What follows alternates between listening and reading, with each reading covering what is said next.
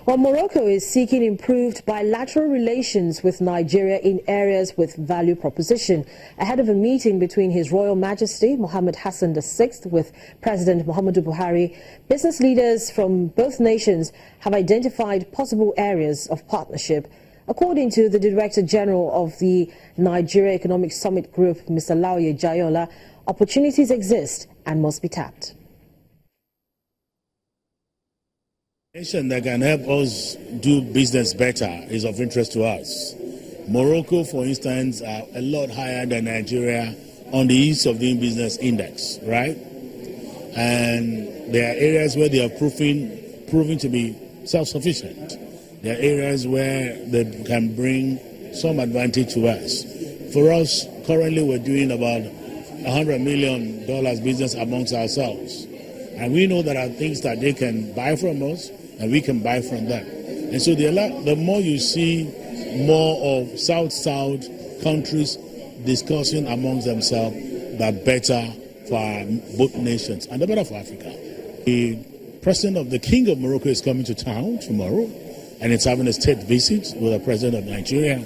And in most of such visits, there's always a private-to-private, business-to-business dialogue. And you see they've come with the cream of their businessmen, and we are putting together businesses in Nigeria to see how much trade, how much investment can be done between our various nations. Morocco is currently looking at Nigeria's agriculture and tourism sector for investments. Given the huge potential that we have in these sectors, what do you make of their engagements when it eventually happens? Well, if they're interested in tourism, I know part of the people that have come to, that are going to be talking to here, are members of the Nigerian Tourism Board.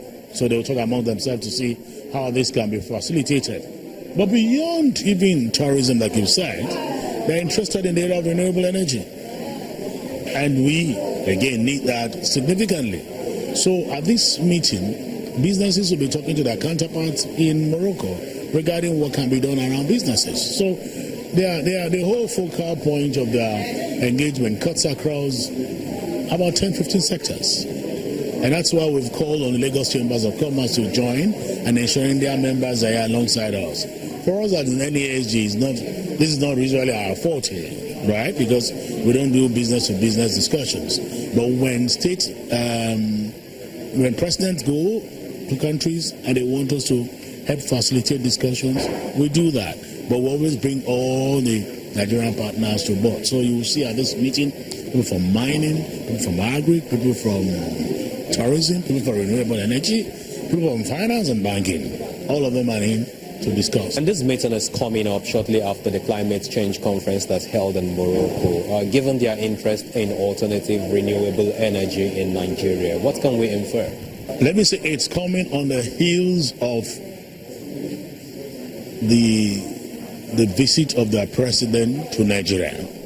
Now, whether that is facilitated by what happened in Morocco, I'm not in a position to say. But I think there's a lot we can learn from them about their own renewable energy. On our part in Nigeria, we're looking at how do we raise bonds, the green bonds, at a very reasonable price so that we can encourage those who are trying to bring up our renewable energy. How do we make the cost of solar energy cheap, affordable? What do we do around our biofuels? What do we do around our wind fuels? Those are the things we're looking at in Nigeria.